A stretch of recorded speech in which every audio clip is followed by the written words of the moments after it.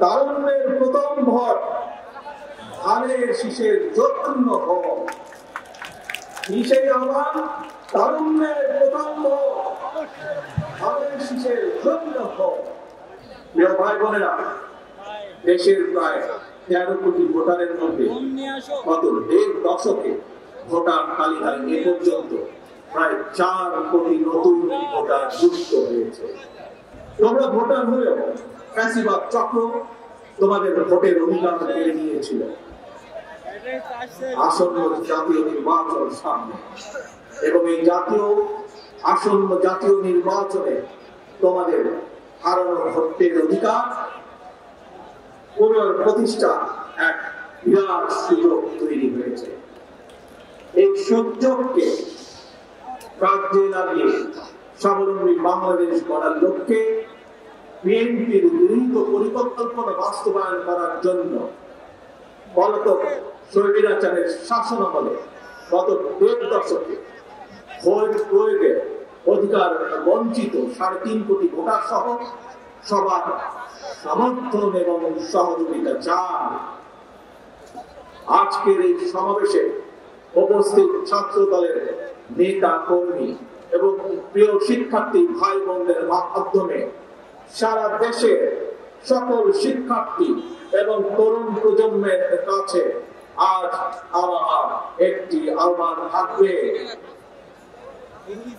সামনে উপস্থিত শিক্ষার্থী প্রিয় ভাই বোনেরা, ছাত্র দলের প্রিয় ভাই বোনেরা, মন দিয়ে শোনো কি আহ্বান আমি জানাতে চাই।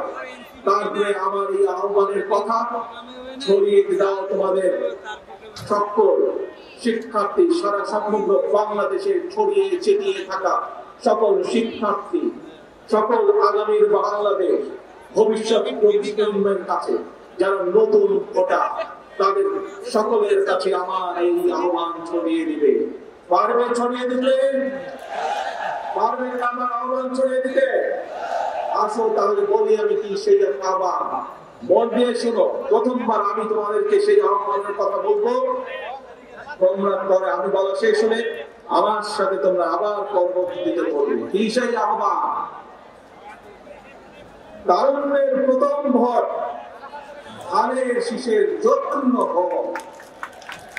সেই আহ্বান, তারুণ্যের প্রথম ভোট ধানের শীষের জন্য হোক।